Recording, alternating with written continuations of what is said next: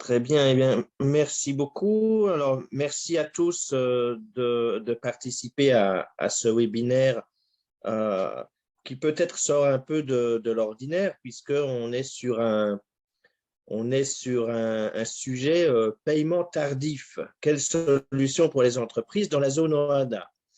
Alors, ce qui nous intéresse plus particulièrement sont surtout les paiements tardifs, qu'ils soient dans la zone OHADA ou hors de cette zone d'ailleurs, puisque la problématique reste finalement un peu la même, c'est que l'acteur économique, pour qu'il exerce son activité, eh bien, il faut bien qu'il se fasse payer.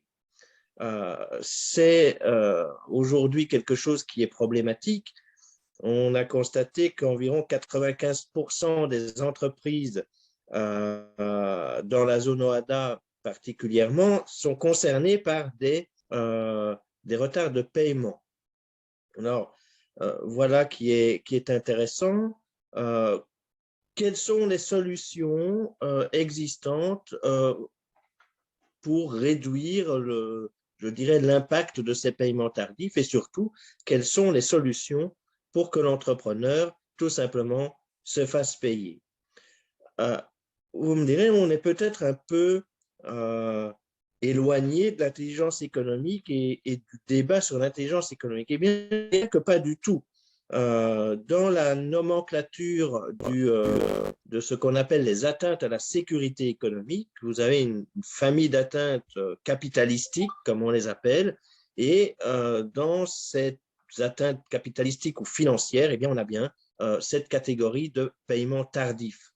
Paiement tardif impliquant problématique de trésorerie et donc problématique dans l'activité tout simplement de l'entreprise. Donc, une entreprise qui ne peut fonctionner normalement dans le cadre de ses activités, eh bien, elle subit une atteinte à la sécurité économique et ça, c'est de l'intelligence économique. Alors, pour nous parler de ce sujet passionnant et, ma foi, assez technique également, nous accueillons Maître Yannick Yemba Olela, qui non seulement est un spécialiste, mais aussi un ami que je croise de temps en temps à Kinshasa. Donc, je suis ravi, Maître, de vous accueillir, même si c'est virtuellement aujourd'hui, mais c'est toujours un grand plaisir. Donc, Maître, vous êtes avocat au barreau de Kinshasa-Matete. Vous êtes également formateur en droit OHADA auprès de la Fédération des entreprises du Congo, hein, qui est, alors ici en France, c'est l'équivalent du MEDEF. Hein, c'est quand même une institution relativement stratégique pour l'État congolais. Et surtout, vous êtes également l'auteur de plusieurs ouvrages sur le recouvrement de créances et les différents types de saisies. Vous êtes donc par là même une référence en la matière en RDC et même au-delà des frontières de votre grand et beau pays. Sans plus tarder, je vous laisse la parole parce que vous avez beaucoup plus de choses à dire que moi sur le sujet et donc nous vous écoutons. Bonsoir à tous. Merci beaucoup, monsieur Stéphane, de la parole que vous m'accordez. Je ne sais pas si je peux encore ajouter un mot par rapport à ma présentation, parce que c'est tellement élogieux que ça ne me laisse même pas l'espace pour placer un mot. Je vous remercie également, je remercie la grande équipe de débat africain de l'intelligence économique, particulièrement monsieur Loukman Konaté, ainsi que vous, monsieur Stéphane Mortier, de cette opportunité que vous m'avez donnée pour pouvoir intervenir ce soir sur ces thèmes qui paraît déjà très intéressant. Paiement tardif, quelle solution pour les entreprises dans la zone OHADA? Et juste pour de raisons de méthodologie, je vais partager avec vous les slides. On va parcourir ensemble et s'il y a des questions, bon, les questions me seront parvenues. On pourra y répondre.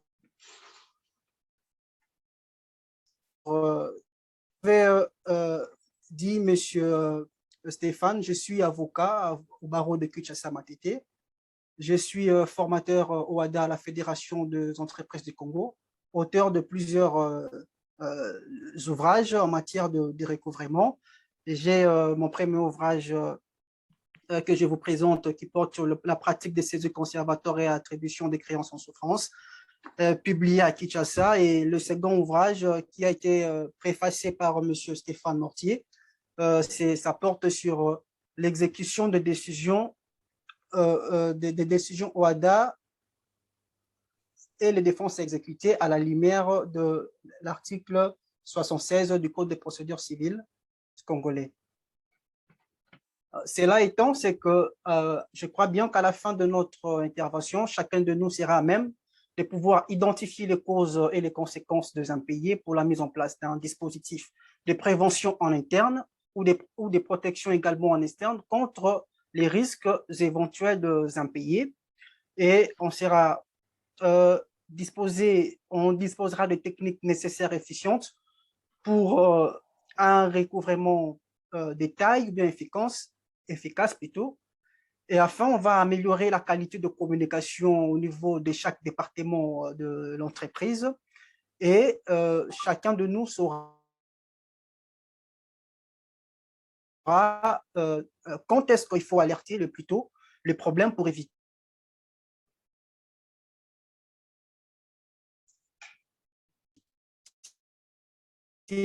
la cessation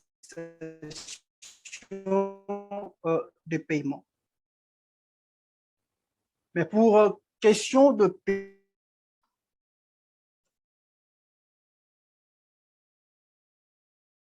c'est quoi l'OHADA, pourquoi est-ce qu'on a créé l'OHADA. On va également épingler les causes et les conséquences du retard de paiement, ça sera le point 2. Le point 3 consistera à donner l'impact, à mesurer l'impact de la durée de paiement sur la relation créancier-client. Et enfin, nous allons conclure sur les pistes de solutions pour éviter les cas de paiement tardif. Cela étant, sur les généralités, parce que sur les termes déjà, on a rencontré la notion de l'entreprise, il est préférable pour nous de pouvoir définir la notion de l'entreprise, ce qui nous renvoie à plusieurs notions déjà. Il y a la notion de l'entrepreneuriat, le fait d'engager un service, le fait de pouvoir rendre un service à quelqu'un, de fournir un service à quelqu'un. Là, ça entre déjà dans la catégorie de l'entreprise. Ça peut également nous renvoyer à la définition telle que nous donnée par l'acte uniforme relatif aux droits des sociétés commerciales et de groupements d'intérêt économique. C'est une organisation créée par une ou plusieurs personnes qui y ont mis en commun leurs apports, soit en nature, soit en numéraire, dans le but de pouvoir partager les bénéfices et les économies qui pourront en résulter, ainsi que de contribuer aux pertes. Là, c'est une autre définition de l'entreprise. La CCJ également nous a donné une autre définition de l'entreprise, selon laquelle toute personne morale de droit public ou de droit privé gérant une activité de biens et de services dont la totalité ou la majeure partie de capital social est détenue par l'État ou ses démembrements, exerçant une influence sur les organes donc de direction. Ici, l'on peut épingler ressortir de cette définition certains critères pour déterminer une entreprise publique. C'est qu'il faut qu'il y ait la détention de la majorité de la participation de l'État dans le capital social à grande partie et l'exercice de l'influence sur les activités ou bien la direction de la société. Mais nous, ce que nous avons trouvé plus important, c'est que c'est la définition qui nous est donnée dans l'acte uniforme portant procédure collective d'appurement des passifs à l'article point 1.3, c'est qu'on a catégorisé, on a mis dans la catégorie de l'entreprise toute personne physique, morale, exerçant une activité professionnelle indépendante, civile, artisanale, toute personne morale de droit privé et de toute personne publique ayant la forme d'une personne morale. C'est-à-dire que là, je crois que par entreprise publique, il faut retenir seulement le fait d'exercer une activité indépendante civile ou artisanale, ou soit le fait d'être soumis ou toute société publique qui a pris l'une des formes reprises dans l'acte uniforme relatif aux droits des sociétés commerciales et groupements d'intérêt économique.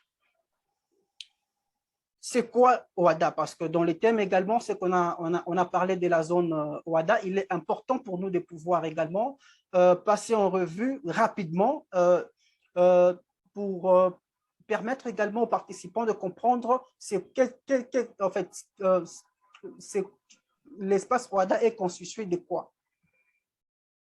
L'OHADA, par définition, c'est une organisation pour l'harmonisation des droits des affaires en Afrique, créée par les traités de Port-Louis le 17 octobre 1993, mais ça a été modifié également au Québec le 17 octobre 2008. OHADA est créé pourquoi? Parce que la plupart des États africains, nous ne pouvons pas douter que presque la plupart des États africains ont été colonisés et on a subi une hégémonie à la fois sociale, judiciaire et législatif.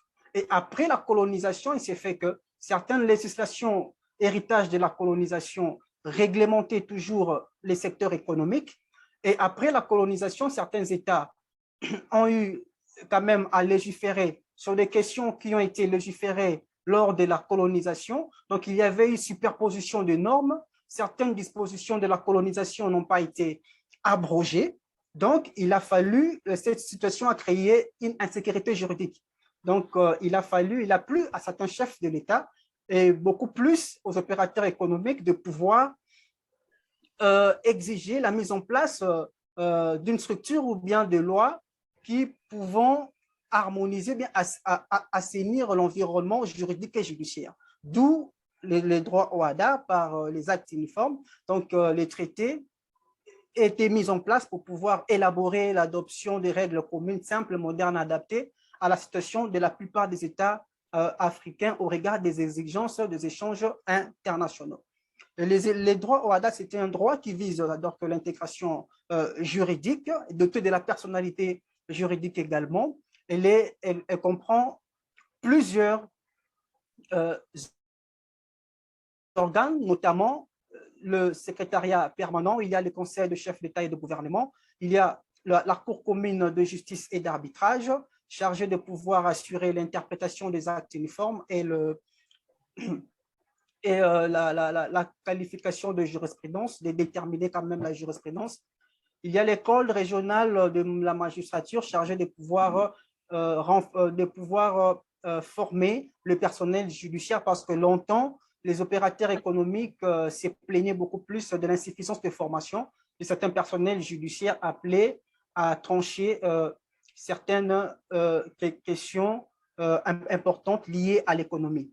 Donc, tous ces organes composent OHADA et la zone OHADA est composée spécialement, principalement par les États de l'Union africaine. Actuellement, c'est qu'il y a 17 États. La République démocratique du Congo a été le dernier État à pouvoir adhérer à l'OHADA, mais il y a également le Burundi qui est en processus de pouvoir adhérer à l'OHADA.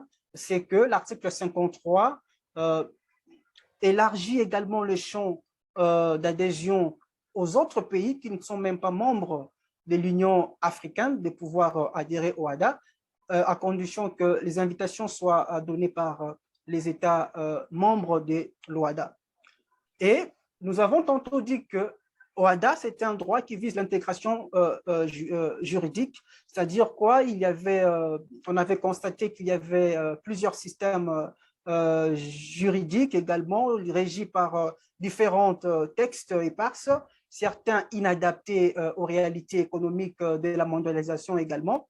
Alors, les États africains ont renoncé en partie à leur souveraineté, c'est-à-dire qu'en acceptant que le texte OHADA s'applique à certaines matières économiques, par exemple le droit des affaires.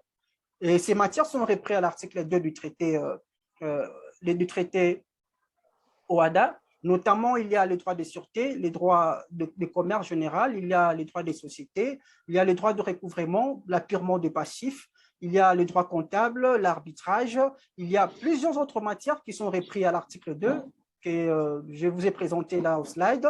Mais en 2001, le champ a été également élargi au droit de concurrence, au droit de la propriété intellectuelle, au droit de la preuve. Et parmi les matières que nous avons citées à l'article 2, je crois bien que certains sont en chantier et des fois même abandonnés. Il y a le droit du travail.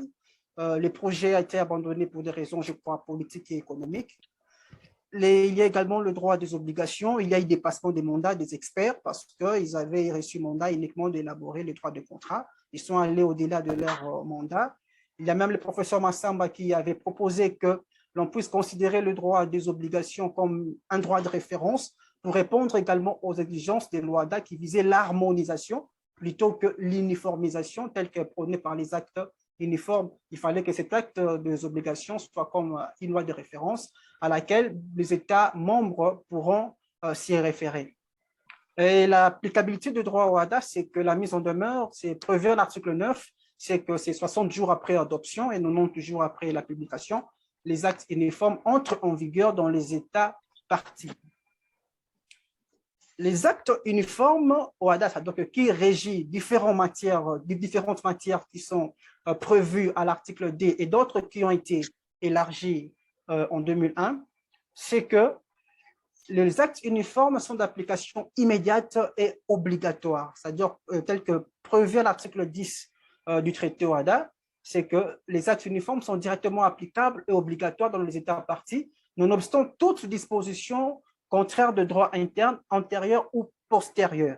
C'était dans le but de pouvoir harmoniser ces textes, uniformiser également pour éviter la diversité de textes et sécuriser beaucoup plus les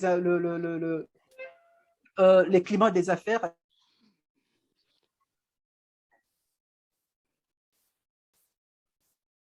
Donc, rendre propice également l'implémentation des climats des affaires par l'uniformisation. Il fallait. Parmi les actes uniformes, nous avons répertorié certains qui sont d'application impérative et d'autres qui sont un peu supplétifs. L'acte uniforme portant procédure simplifiée de recouvrement et voie d'exécution, qui sera même notre acte uniforme principal ici, et de stricte application parce que c'est à l'article 336 qui est dit que l'acte uniforme uniforme abroge toutes les dispositions relatives aux matières qui le concernent dans les États parties. C'est-à-dire quoi?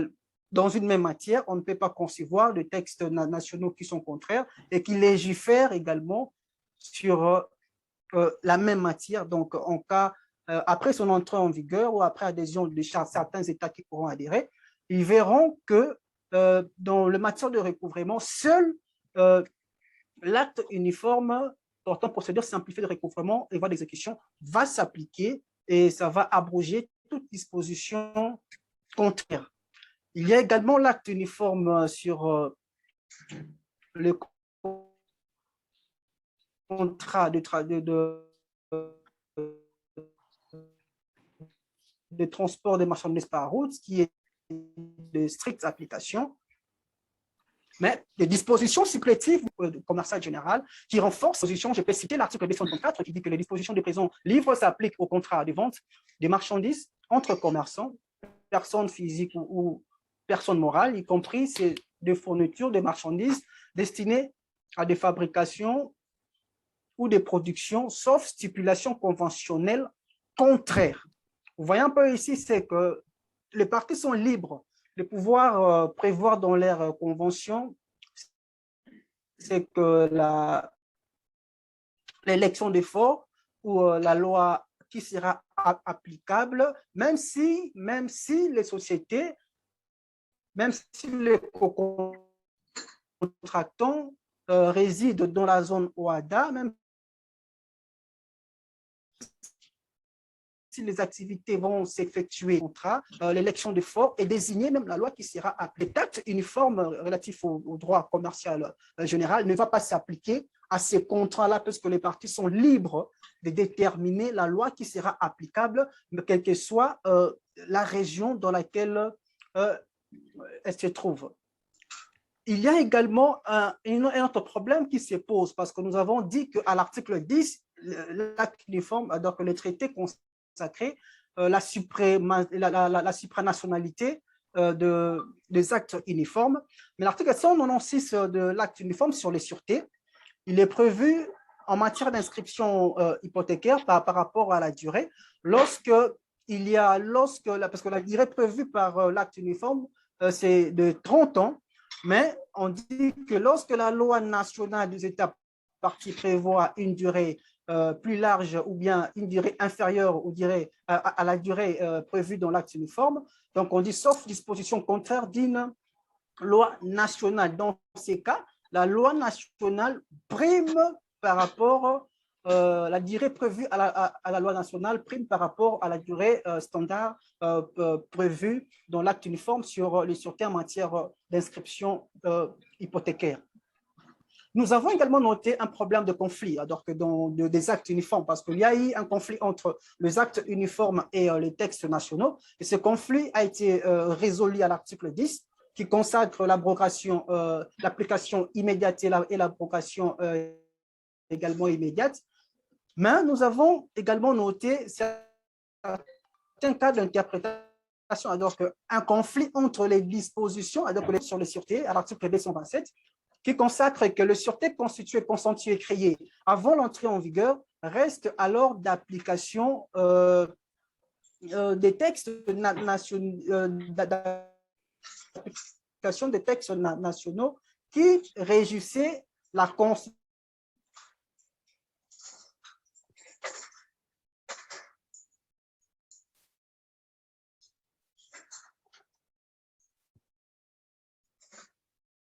La création de ces sûretés, avant la dire que celle, si les sûretés ont été constituées, si le droit est en vigueur, par rapport aux sûretés, c'est les dispositions nationales qui doivent s'appliquer.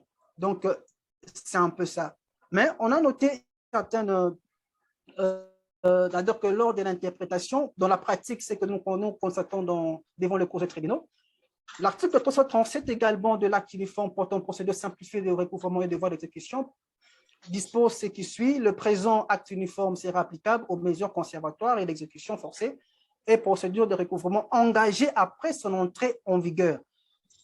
C'est là qu'on complétait même l'article 246 qui dit que la vente d'un immeuble ne peut s'opérer que conformément aux dispositions qui sont prescrites en matière de saisie immobilière et toute convention est nulle.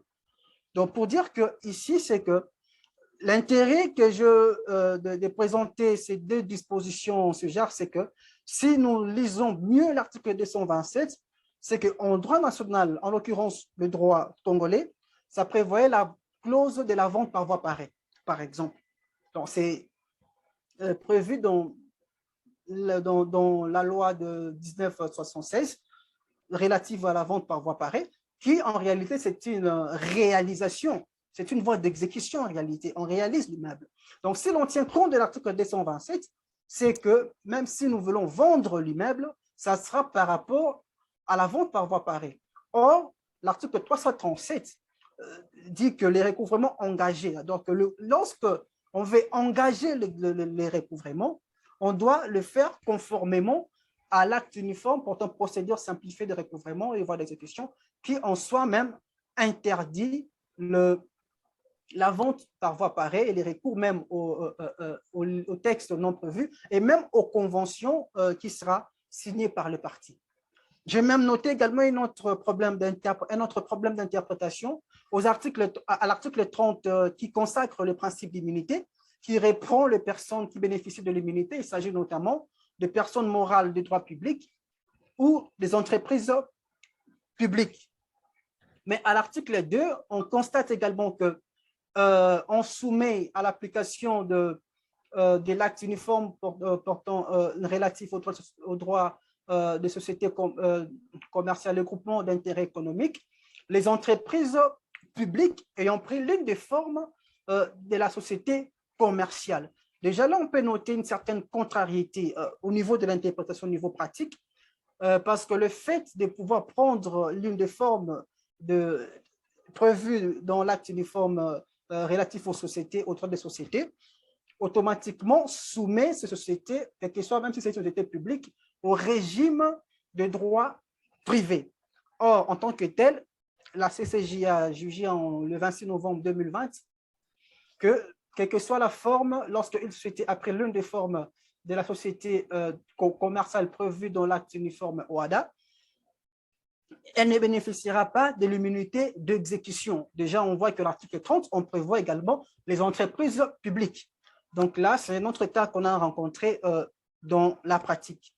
La raison majeure de pouvoir légiférer sur le droit OHADA et d'adhérer au droit OHADA était de pouvoir éviter l'insécurité juridique qui régnait à force d'avoir plusieurs législations, d'autres qui n'étaient pas abrogées. Il y avait le chevauchement des superpositions des législations qui n'étaient pas parfois adaptées aux réalités africaines. Mais nous avons également noté, après l'entrée en vigueur du droit OHADA, que, par exemple, certaines modifications, également l'évolution de droit de certains actes uniformes, certains ont été abrogés et d'autres ont été révisés. Par exemple, en l'occurrence, il y a l'acte uniforme sur les sûretés, le 17 avril 1977, qui a été modifié également le 15 décembre 2010, parce qu'on a ajouté certaines notions également pour pouvoir l'adapter aux réalités africaines, parce qu'en Afrique, nous souffrons beaucoup plus des problèmes d'insolvabilité qui est organisée, les problèmes de déficit organisationnel et bien de modernité. Il n'y a pas de recensement beaucoup plus également. Dans l'acte uniforme portant apurement du passif a été également abrogé, là même abrogé parce que certains opérateurs économiques se sont plaints parce que, selon eux, ça protégeait beaucoup plus les débiteurs par rapport aux créanciers. C'est pourquoi, dans l'acte uniforme du 10 septembre 2015, il a plu au législateur communautaire de renforcer les conditions d'admissibilité ou bien d'admissibilité au régime, soit de règlement préventif, redressement judiciaire ou de la conciliation, pour pouvoir permettre également à ce qu'une conclusion soit trouvée aussi rapidement pour éviter le cas de cessation des paiements, des redressements judiciaires également, ou bien des liquidations brutales de la société. Je crois que là, j'ai fini avec ce qu'on peut comprendre des droits OHADA. Je crois que maintenant, nous devons aborder la question de paiement tardif. Je ne sais pas si je me suis fait comprendre ou bien je suis plus rapide. Si M. Stéphane, je peux un peu ralentir un peu parce que nous courons derrière les temps qu'on nous a impartis nous sera un peu difficile. Non, mais je vous en prie, continuez. C'est vrai que c'est important de fixer un petit peu ce contexte et l'environnement juridique dans lequel on se situe sur ces paiements tardifs que l'on veut développer. Hein. C'était important de montrer quelle était un petit peu toute cette genèse et que malgré toutes ces avancées en matière de sécurité juridique, il y a encore des petites contradictions parfois que la jurisprudence de la CCJA vient d'ailleurs un petit peu lisser en quelque sorte. Hein, mais il y a encore des petites difficultés et il faut aussi être conscient de ça. Donc, c'était très important, à mon sens, de planter ce décor. Merci beaucoup. Donc, je pense que nous pouvons continuer. Maintenant, nous abordons le point 2 concernant le paiement tardif. Par définition, c'est que le paiement tardif, c'est un paiement qui intervient en dehors du délai prévu dans le contrat ou bien en dehors du délai prévu dans la loi. Là, je fais allusion beaucoup plus au paiement des charges fiscales et parafiscales parce que les délais les déclarations de liquidation sont prévues dans la loi. En droit congolais, c'est que la durée est plus importante et impacte même sur la qualification de la nature de la créance. C'est que j'ai recouru beaucoup plus à l'instruction numéro 16 de la Banque centrale parce que c'est applicable aux établissements de crédit assimilés. Mais c'est là qu'on a classifié les créances en fonction des retards de paiement. Nous savons qu'il y a des créances, cette instruction de la Banque centrale classifie des créances, il y a en créance saine, lorsque les paiements interviennent dans les délais prévus et dans les conditions et termes prévus dans les contrats. La créance peut être déclarée en souffrance lorsque ça souffre de certains paiements, lorsque les paiements n'interviennent pas dans les délais prévus. Et les créances sans souffrance sont catégorisées en deux. Il y a les créances à surveiller lorsque les retards des paiements et le jour des paiements est compris entre à moins de et inférieur à 90 jours.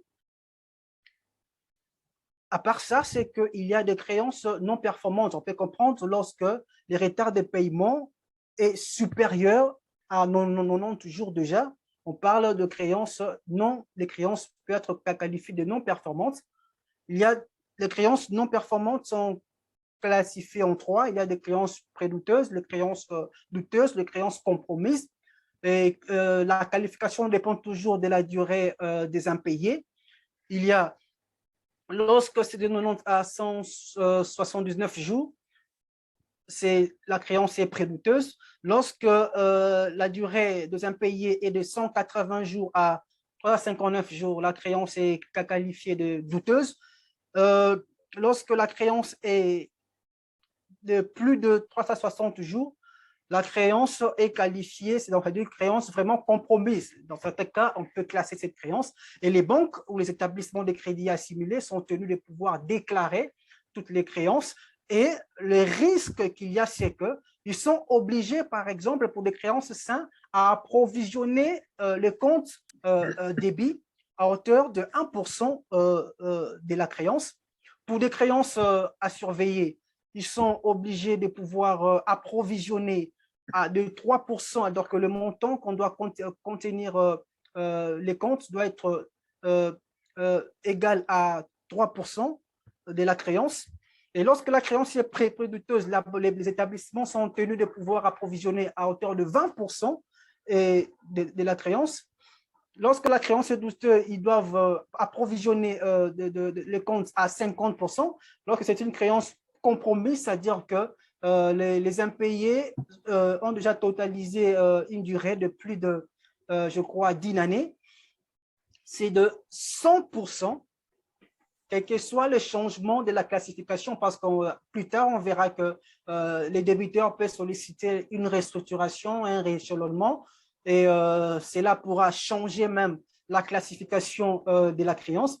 Mais les banques sont tenues, dans les 90 jours, là c'est l'instruction, d'observer un peu les paiements. Lorsque les paiements s'effectuent conformément, ils ne peuvent pas automatiquement récupérer leur provision au prorata de pourcentage qu'ils ont eu à mettre en fonction de la classification des créances. Donc, la durée est importante pour pouvoir classifier également les créances. Mais nous devons noter d'emblée qu'il y a des créances, les délais sont à court terme, c'est-à-dire qu'il y a d'autres paiements qui peuvent intervenir au jour le jour. Il y a d'autres paiements qui peuvent intervenir par mois, on appelle ça des paiements mensuels. Il y a les délais peuvent être également à long terme, ce sont des délais également mensuels, ça peut aller dans les 30 ans, 20 ans, 10 ans, selon la convention, parce que là, les parties sont libres à fixer les termes et conditions dans les contrats. Quelles sont alors les causes qui peuvent occasionner, excusez-moi, les paiements tardifs? Nous allons aborder ces causes selon que l'on se situe à côté du débiteur ou selon que l'entreprise est créancière. Donc, la première cause que nous avons énumérée, c'est l'oubli, parce que lorsque les débiteurs ne disposent pas des outils nécessaires, des rappels, ils ne disposent pas d'un tableau de bord qui reprend l'ensemble de ces créances et leur exigibilité, ils plongent dans l'oubli, ou lorsque également les créanciers n'est pas actif, beaucoup plus les débiteurs tirent argument de pouvoir oublier les paiements de la créance et il peut tomber dans les impayés et ce qui peut occasionner quand même des conséquences fâcheuses. Deuxième cause que nous avons énumérée, c'est la complexité ou la lenteur de la procédure de validation des factures. Il y a certaines entreprises qui dont le paiement est retardé à cause, par exemple, des dispositifs mis en place ou de la procédure mise en place pour valider le paiement. Ça doit être validé par la comptabilité, par la trésorerie. D'autres, il faut qu'il y ait la validation du directeur général ou bien de gérant. Et ce sont lors, par exemple, pour des cas de lorsqu'un contrat ou bien il s'agit, par exemple, d'un contrat de fourniture qui prévoyait les paiements, par exemple, à 5 ou à quelques jours et que la durée de la procédure prend plus de temps, ça peut également occasionner également les problèmes des retards de paiement. Et le plus souvent, une autre cause, c'est la mauvaise foi du débiteur. Souvent, c'est que les débiteurs, lorsqu'ils viennent solliciter un crédit, ils manifestent quand même une attitude, une bonne attitude et il fait tout à ce qu'il puisse un peu laver son image pour pouvoir bénéficier du prêt. Mais une fois qu'on en arrive au terme convenu, ils inventent plusieurs pièces et comportements pour se soustraire de leur obligation de payer. Ils évoquent peut-être les retards des livraisons de la marchandise, la mauvaise qualité de la marchandise. Des fois, ils peuvent même évoquer certains vices de forme de contrat, vices de forme de le retard de livraison. Voilà, je n'ai pas bien reçu, je ne vends pas, des problèmes d'économie. Et il y a aussi un autre problème de la mauvaise foi, c'est la délocalisation ou les détournements, le changement de la destination, disons, de la créance qu'on a contractée. On peut contracter pour relancer les activités économiques, pour enfler un peu la comptabilité aux fins d'augmenter, de répondre aux exigences de la concurrence et des commandes. Mais ce que nous avons constaté de la pratique, c'est qu'après avoir bénéficié d'un crédit, on délocalise ça, par exemple. En l'occurrence, une société peut solliciter un prêt et qu'il bénéficie également d'un prêt. Mais malheureusement, si c'était pour pouvoir payer ou ajouter, par exemple, certains matériels pour faciliter les échanges ou bien le transport des marchandises. Et lui, il part, il s'achète des parcelles pour sa vie privée.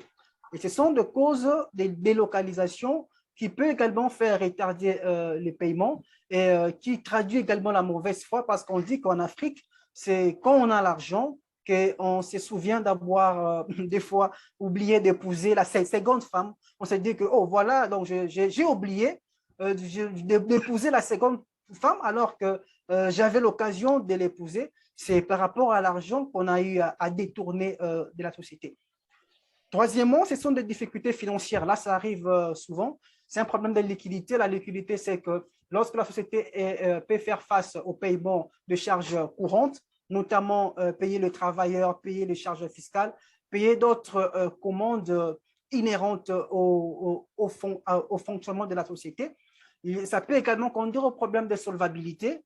On sait que voilà, on a soustrait à une créance, mais j'attends les paiements de certaines factures pour pouvoir payer la créance et que si la facture n'est pas payée, ça peut entraîner également des difficultés financières qui peuvent occasionner également les retards de paiement. Il y a également la cessation d'activité ou la mise en liquidation dans certaines sociétés, parce que moi, souvent, je dis qu'une société, pour qu'une société fonctionne normalement, il doit y avoir un bon conseiller financier, un bon conseiller juridique, un bon conseiller fiscal, mais si un bon comptable, lorsqu'on n'a pas tous ces conseillers, il est difficile des fois de prévoir déjà des difficultés qui pourra occasionner la cessation brutale et brusque d'une société, et ce qui crée souvent également les retards de paiement ou même l'absence de tout paiement. Voilà en quelques mots les différentes causes que nous avons énumérées lorsque une société est débitrice. Pour des sociétés créancières, on a noté notamment le manque de temps, le manque de temps ou de moyens susceptibles d'assurer le suivi de commandes, parce que ça arrive des fois que et des réclamations de paiement également. Ça arrive des fois qu'une société J'ai connu même ces cas où une société, par exemple, est une société de fourniture de matériel électrique, mais n'a pas une équipe de recouvrement. Ce sont des commerciaux eux-mêmes qui s'occupent de recouvrement.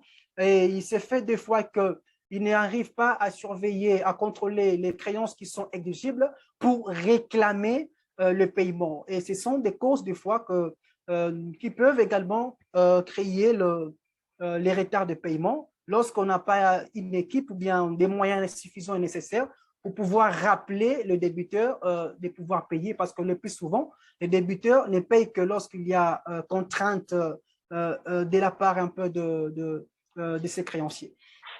Il y a également l'absence d'informations centralisées ou mauvaise communication au sein des entreprises, parce que dans certaines entreprises, une fois qu'une société a bénéficié d'un prêt, les documents ont été transférés dans le département X, notamment, par exemple, le département des risques a y examiner ça. Et le contrat dont le processus a été également analysé par l'équipe juridique.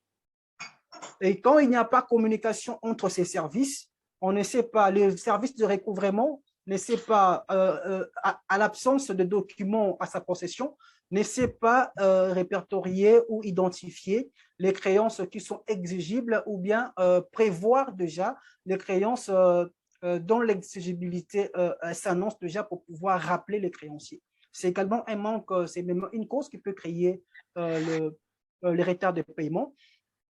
Il y a également, c'est que dans la plupart des cas, des fois, nous rencontrons que la plupart des cas, il y a la peur de réclamer pour préserver la relation avec les clients. Parce que qui dit recouvrement, on sous-entend toujours la perte de la confiance et la perte également des relations, ou bien la dégradation des relations entre clients et fournisseurs. Parce que les recouvrements, c'est un casse-tête. Alors, lorsqu'on veut recouvrer, les créanciers se retrouvent face à un dilemme. Est-ce qu'il faut recouvrer en tenant compte, alors que je vais absolument préserver la clientèle qui est déjà difficile au regard de la concurrence? C'est pourquoi il est souvent conseillé de pouvoir procéder avec des moyens comme une main de fer dans un gant de velours. Mais souvent, ça pose des problèmes. Et alors, il faut toujours utiliser des moyens plus performants, mais conciliateurs. Mais ces problèmes également de la peur, il s'est fait que la confiance est déjà là. J'ai peur lorsque je réclame par des relances, je pourrais perdre ma clientèle. C'est également un problème qui se présente. Il y a la non-connaissance des procédures quant à la mise en demeure dans certaines sociétés, par exemple, qui ne disposent pas d'une équipe bien formée pour assurer les recouvrements ou bien les règlements de paiement. Ça pose souvent un problème. Alors, des fois, ils ne savent même pas, il faut recourir au service de l'huissier de justice ou bien au service de l'avocat ou bien de conseiller financier. Beaucoup plus, il y a ces problèmes-là persistent de non-connaissance de certaines procédures de recouvrement. Je crois que là, j'ai épinglé les différentes causes qui occasionnent les retards de paiement. Maintenant, nous allons aborder des questions relatives aux conséquences des paiements tardifs. Donc, après avoir énuméré les causes, il nous sera maintenant question de pouvoir passer aux conséquences dès lors que nous avons constaté que le paiement est tardif.